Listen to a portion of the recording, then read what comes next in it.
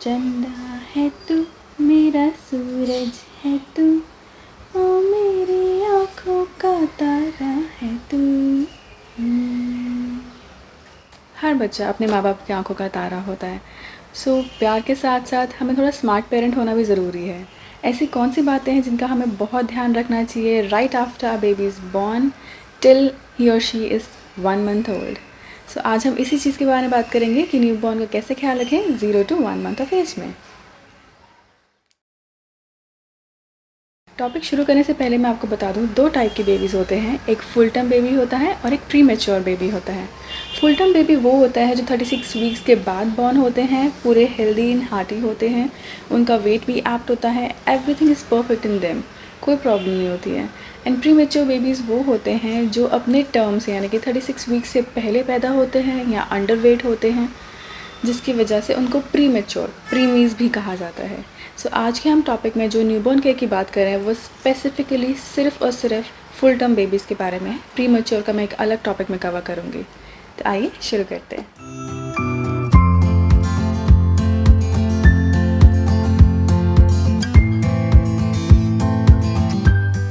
सबसे पहली चीज़ इसका हमें ख्याल रखना है first 3 days of baby delivery में या फिर इमीडिएटली आफ्टर बर्थ, वो है पहला क्वेश्चन आप अपने डॉक्टर से पूछेंगे, क्या बेबी रोया था पैदा होते ही? जी हाँ, बेबी का रोना immediately after birth is absolutely essential. उससे बेबीज़ का लंग्स ओपन होते हैं।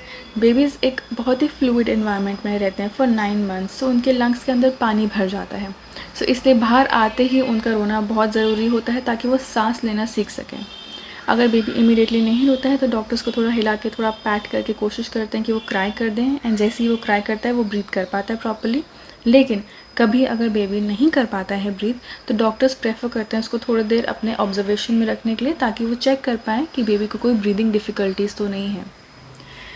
सेकेंड चीज़ इसका हमें बात करनी है, डॉक्टर से पूछना है, वो है बेबी वेट। बेबीज़ जो हेल्दी होते हैं वो जनरली 2 to 4 kgs के बीच में बॉर्न होते हैं, and those are like absolutely healthy babies. अगर आपके बेबी का वेट उससे नीचे होता है देन ऑल्सो डॉक्टर उसको थोड़े दिन ऑब्जर्वेशन में रखते हैं ताकि वो चेक कर पाएँ कि बेबी सब कुछ ईजिली कर पा रहा है, उसको कोई डिफ़िकल्टी तो नहीं हो रही है किसी चीज़ के लिए। थर्ड चीज़ जिसका हमें ध्यान रखना है वो है मोशन।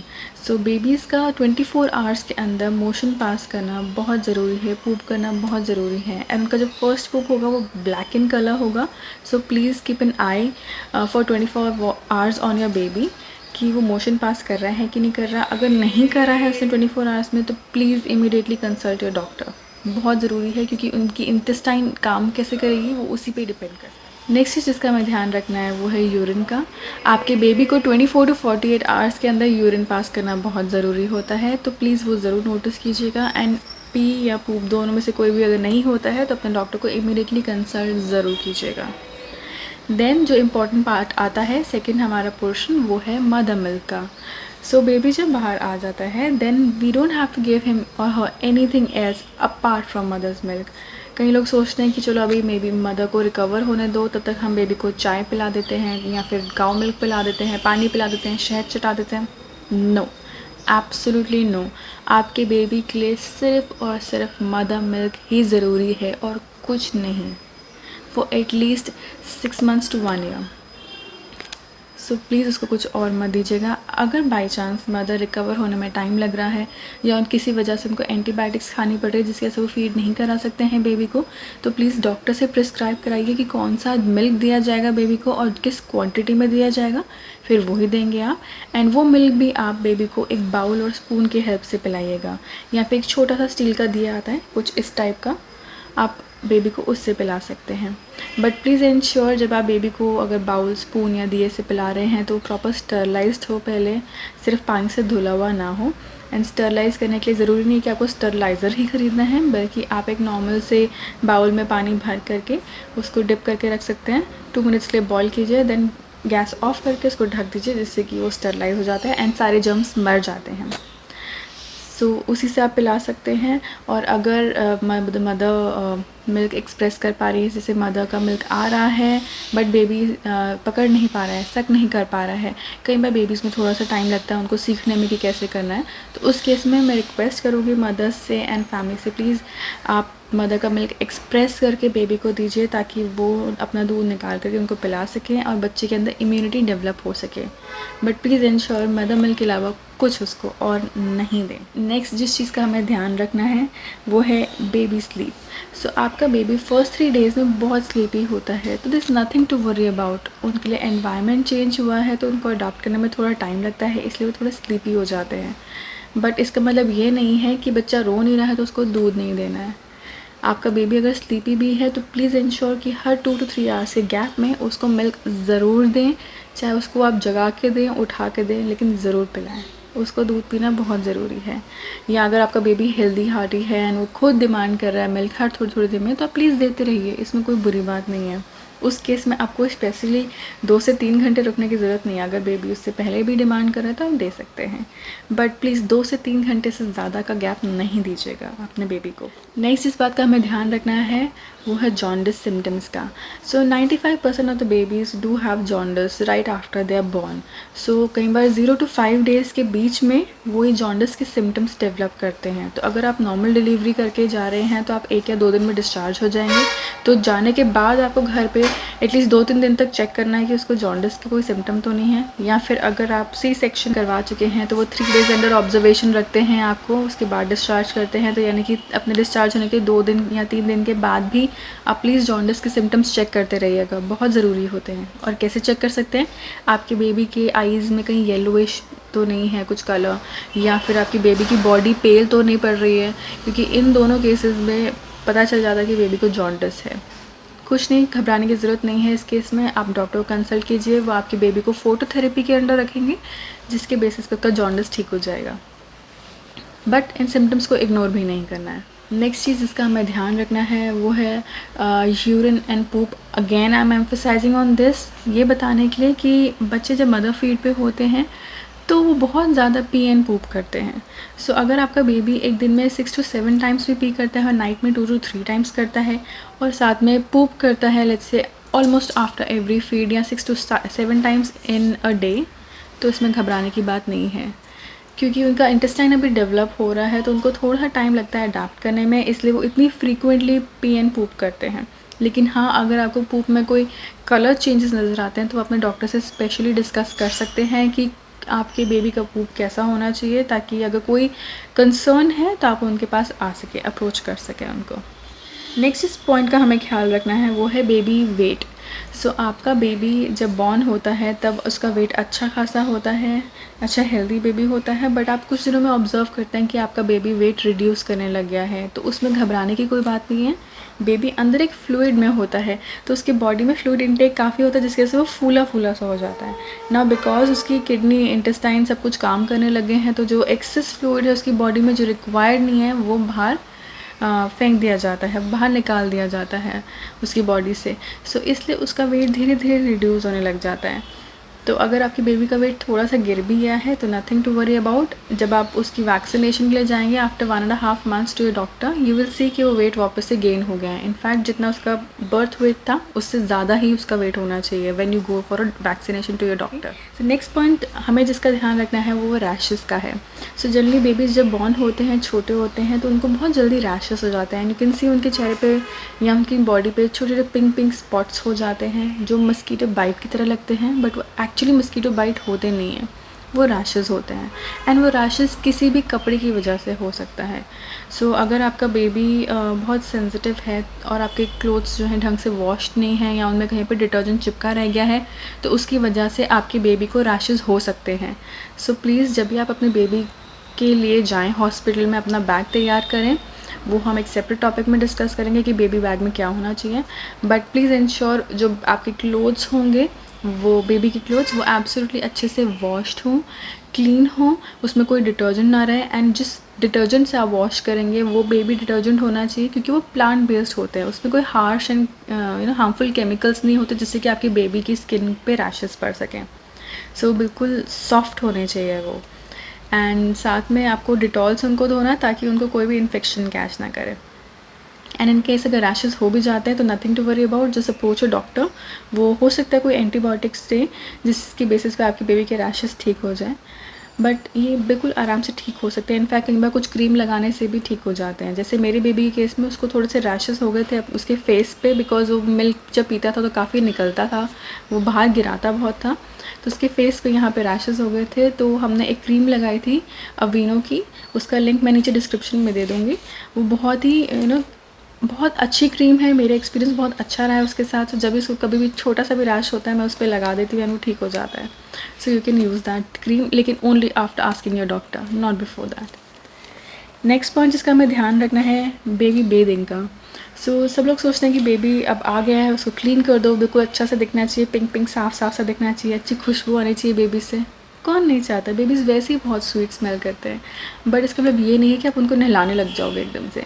फर्स्टली उनको ठंड लगने का डर होता है, ज़्यादा फ्रीक्वेंटली नहलाना ठीक नहीं है। सेकेंडली उनकी एम्बिकल कॉर्ड उससे जुड़ी होती है बेबी से, उनके स्टमक पे। एम्बिकल कॉर्ड आप मदर के अंदर बेबी का एक प्राइमरी सोर्स होता है फूड का। तो जब उसको बाहर निकाला जाता है वो कट तो कर दी जाती है, बट उसका एक छोटा पोर्शन उसके स्टमक से अटैच्ड होता है, जो कि ऑटोमेटिकली आफ्टर वीक और 15 डेज़ निकल जाती है। तो अगर आप बेथ कराएंगे तो उसमें पानी जाने का डर है, जिससे कि उसको इन्फेक्शन हो सकता है। तो मैं रेकमेंड करूँगी कि हफ्ते तक उसको मत नहलाइए। इनफैक्ट जब तक एम्बिकल कॉर्ड निकल नहीं जाती उसको मत नहलाइए, कोई प्रॉब्लम नहीं होगी। लेकिन अपने बेबी को स्पॉन्ज कीजिए अच्छे से, प्यार से हल्के हाथों से उसको स्पॉन्ज करेंगे तो जितनी भी डस्ट है, मिट्टी है या फिर कुछ भी स्वेट है वो सारा साफ़ हो जाएगा। एंड प्लस उसके एम्बिकल कॉर्ड पे इन्फेक्शन भी नहीं होगा। बट इस चीज़ का ज़रूर ध्यान रखिए कि एम्बिकल कॉर्ड को बहुत अच्छे से सॉफ्टली प्यार से आप साफ़ कर रहे हैं, उस पर प्रेशर नहीं देना है, ज़बरदस्ती निकालना नहीं है, उस पर साबुन लगा के उसको साफ़ नहीं करना है। उसको एक सॉफ्ट से डम्प क्लॉथ से साफ़ करना है, हल्का सा पानी लगा के क्लॉथ पे ही गीले कपड़े से उसको साफ़ करके फिर एक सॉफ्ट कपड़े से उसको साफ़ कर दीजिए, वो साफ़ क्लीन हो जाएगा बिल्कुल वहाँ से। आपको इस चीज़ का भी ध्यान रखना है कि एम्बिकल कॉर्ड से कोई पानी तो नहीं निकल रहा या फिर कोई पस टाइप कुछ तो नहीं निकल रही है, क्योंकि अगर ऐसा है तो हो सकता है कि आपके बेबी को इन्फेक्शन हो गया हो। So just be very careful, क्योंकि एम्बिकल कॉर्ड बेबी के लीवर से डायरेक्टली कनेक्टेड होती है। तो इससे पहले कि कोई प्रॉब्लम हो you should reach out to your doctor immediately अगर आपको लगता है कि उसमें से कोई पानी निकल रहा है या कोई पस निकल रही है तो। नेक्स्ट हमें ध्यान रखना है कि बेबी को मसाज नहीं करनी है हमें फॉर एटलीस्ट 15 डेज़। बिल्कुल भी मसाज मत कीजिए अपने बेबी को, उसकी स्किन बहुत सेंसिटिव और डेलिकेट है। तो अपने हाथ पे अगर आपको ऑयलिंग करनी भी है, अगर लगता है कि उसकी स्किन बहुत फ्लेकी हो गई है, स्किन उतरने लग गई है, जो कि जनरली हर न्यूबॉर्न बेबी से होती है, तो आप सिंपली अपने हाथ पे ऑयल लेकर के अपने हाथ को ऐसे रब करके उनको पैट कर सकते हैं, जिससे कि उनकी बॉडी में ऑयल चला जाएगा। बट प्लीज़ दबाना नहीं है उनकी बॉडी पार्ट्स को, मसाज नहीं करनी है, रगड़ना नहीं है, रब नहीं करना है, सिर्फ पैट करना है, ऑयलिंग करनी है, दैट्स इट। या फिर एक और तरीका होता है, वो मैं डिफरेंट टॉपिक है क्योंकि मसाज एक बहुत बड़ा टॉपिक है, वो अलग से कवर करूँगी। अभी आपको सिंपल सा हिंट दे देती हूँ कि अपने हाथ पे ऑयल लगा के रब करके, जैसे मैं एक फिंगर के हिसाब से दिखा रही हूँ, यूँ हल्का सा होल्ड करना है, बहुत हल्के हाथ से होल्ड करना है फॉर 2-3 सेकेंड्स एंड काउंट करना है 1 2 3 4 एंड देन लीव। इससे क्या होगा, जो आपके हाथ में ऑयल है ना उसकी बॉडी एब्जॉर्ब कर लेगी 3-4 सेकेंड्स में। सो इस तरह से भी आप कर सकते हैं। नेक्स्ट जिस चीज़ की हम बात करने वाले हैं वो है कॉलिकी बेबी। जनरली बेबी बिकॉज उनके लिए एनवायरनमेंट चेंज है, तो कई बार वो कोई चीज़ डाइजेस्ट नहीं कर पाते हैं, जिसके से वो कॉलिकी हो जाते हैं। तो अगर आपको लगता है कि इवनिंग के टाइम में आपका बेबी बहुत ज़्यादा क्रैंकी हो रहा है, बहुत रो रहा है, डाइपर का कोई रीज़न नहीं है, फीडिंग का कोई इशू नहीं है, और भी आसपास आपको कोई भी रीज़न नहीं लग रहा उसके रोने का, तो हो सकता है कि आपका बेबी कॉलिकी हो गया है। अगेन कॉलिक बेबी एक बहुत डिफरेंट टॉपिक है which will be covered separately. But colicky baby जब होता है जनरली तो इसके बहुत टेक्निक्स होते हैं, होम रेमेडीज़ होते हैं, जिसके करके बेबी बिल्कुल ठीक हो सकता है, स्मूथ हो सकता है। एंड अगर नहीं भी हो सकता तो एक मेडिसिन आती है देने के लिए जो कि बिल्कुल सेफ़ होती है बेबी के लिए, वो आप दे सकते हैं बेबी को, जिसका नाम है कॉलिक एड। बट अगेन अगर आप मेडिसिन रेकमेंड करते हैं, लेते हैं बेबी के लिए, तो वो डॉक्टर से पूछ के ही लीजिए एंड जितनी क्वांटिटी में डॉक्टर बोलेगा उतने में ही दीजिए, उससे ज़्यादा नहीं। नेक्स्ट इसकी हम बात करने वाले हैं फीड कैसे, कितनी हाइट पे कराना चाहिए बेबी को। कई लोग सोचते हैं कि फ्लैट सरफेस पे बेबी को लिटा दिया एंड लेटे लेटे उसको दूध पिला दिया। नहीं, आपको ऐसा नहीं करना है, क्योंकि अभी बेबी का डाइजेस्टिव सिस्टम प्रॉपर्ली डेवलप नहीं हुआ है। तो आपको इंश्योर करना है कि आपका बेबी थोड़े ऐसे हाइट पर हो अच्छी खासी हाइट पर हो एंड देन आप उसको फीड करा रहे हैं। वो थोड़ा स्लांटिंग पोजीशन में होना चाहिए ताकि उसका मिल्क अंदर बॉडी में जाए एंड ईजिली डाइजेस्ट हो जाए। And winding is also important. So जब आप उसको मिल्क पिलाते हैं उसको अपने शोल्डर पे लेके अच्छे से बर्प कराइए। कई बार इमीडिएटली बेबीज़ बर्प नहीं करते हैं, 10, 20, 15 मिनट्स लग जाते हैं उनको। दैट्स एब्सोल्युटली ओके, कोई प्रॉब्लम नहीं, बट ज़रूर कराइए बर्पिंग। अपना पेशेंस मत लूज़ कीजिएगा कि अभी 5 मिनट्स हो गए, 10 मिनट्स हो गए, उसने बर्प नहीं किया है, छोड़ो, लेट इट बी। नहीं, बर्पिंग बहुत इंपॉर्टेंट है, नहीं तो वो अगेन कॉलिकी हो जाएंगे, उनको स्टमक में पेन होगा एंड देन वो क्रैंकी हो जाएंगे। नेक्स्ट जो आपको डॉक्टर से डिस्चार्ज होते वक्त पूछना है इंपॉर्टेंट क्वेश्चन, वो है वैक्सीनेशन का। सो जनरली जब बेबीज़ बॉर्न होते हैं उनको 2-3 वैक्सीनेशंस लगती हैं। वो होती है एक BCG का इंजेक्शन जो कि उनके लेफ़्ट शोल्डर पे लगता है, देन हेपेटाइटिस B का लगता है, and then immediately after birth mostly doctors and nurses लगाते हैं वो है विटामिन K का। एंड जो एक और चीज़ दी जाती है वो है पोलियो ड्रॉप्स, ये जहाँ तक मेरा एक्सपीरियंस रहा है। बाकी आप अपने डॉक्टर से पूछ सकते हैं डिस्चार्ज के टाइम पे। नेक्स्ट इस पॉइंट की हम बात करने जा रहे हैं वैक्सीनेशन के बाद, वो है environment. So it's not just about Covid times, otherwise भी आपको एनवायरनमेंट अपने बेबी के आसपास बिल्कुल हेल्दी और हाइजीनिक रखना है। आप जब भी बेबी के पास जाएँ या बेबी को उठाएँ तो इंश्योर अपना हाथ धो के अच्छे से साबुन से साफ़ करके फिर उसको उठाएँ। एंड अगर आप बाहर कहीं से आते हैं तो please ensure you change your clothes completely, उसके बाद ही आप बेबी को टच करें हाथ मुंह धो करके, क्योंकि बाहर का इन्फेक्शन बेबीज़ को बहुत जल्दी लग सकता है। इसके साथ साथ आपको ये भी ध्यान रखना है कि आपके रूम में कहीं डस्ट ज़्यादा एक्यूमुलेट ना हो, क्योंकि उससे बेबीज़ को चेस्ट कंजेशन या नोज़ कंजेशन हो सकता है। उसके लिए आप ये कर सकते हैं, क्लीनिंग कराने के साथ साथ अपने रूम में एक एयर प्यूरीफायर लगा सकते हैं या फिर एक एयर ह्यूमिडिफायर भी लगा सकते हैं। इससे क्या होगा, आपके बेबी को चेस्ट ब्लॉक नहीं होगी या नोज़ ब्लॉक नहीं होगी एंड वो अच्छे से ब्रीथ कर पाएगा, कोई ब्रीदिंग इश्यूज़ नहीं होंगे। इन दोनों के लिंक्स मैंने डिस्क्रिप्शन बॉक्स में दे दिए हैं, तो आप उसको रेफ़र कर सकते हैं इन केस आपको चेक करना हो। अदरवाइज़ आप एयर ह्यूमिडिफायर अगर नहीं भी खरीदना चाहते दैट्स ओके, अपने सिंपल रूम में एक स्टीमर भी लगा सकते हैं जिससे कि ह्यूमिडिटी लेवल मेंटेन रहता है और उनकी नोज़ एंड चेस्ट ब्लॉक नहीं होती। एंड लास्टली मैं आपको बताऊंगी, कोई गैजेट्स अपने बेबी के आसपास मत रखिएगा बिकॉज उससे हार्मफुल रेज निकलती हैं तो it can be affected. But हाँ, आप एक सूदिंग म्यूज़िक लगा सकते हैं अपने बेबी के आसपास ताकि उसकी ब्रेन डेवलपमेंट में हेल्प हो एंड वो बहुत रिलैक्स होकर सो जाए। लास्टली प्लीज़ अपने बेबी को खूब सारा प्यार कीजिए बिकॉज उनको अफेक्शन की बहुत ज़रूरत है एंड उससे उनको सेंस ऑफ सिक्योरिटी मिलती है। So love your babies. So guys that's all from my side. अगर आपको मेरी वीडियो अच्छी लगी तो प्लीज़ लाइक करिएगा एंड अगर आपको लगता है कि कुछ पॉइंट मुझसे मिस हो गया है या anything that you have an extra point with you, please comment section में ज़रूर मेंशन कीजिएगा। अगर आपने मेरे चैनल को सब्सक्राइब नहीं किया है प्लीज़ सब्सक्राइब का बटन दबाइए और साथ में एक बेल आइकन है उसको ज़रूर दबाइए ताकि नोटिफिकेशन आपको इमीडिएटली आ जाए। Thank you so much for watching my video. चाओ।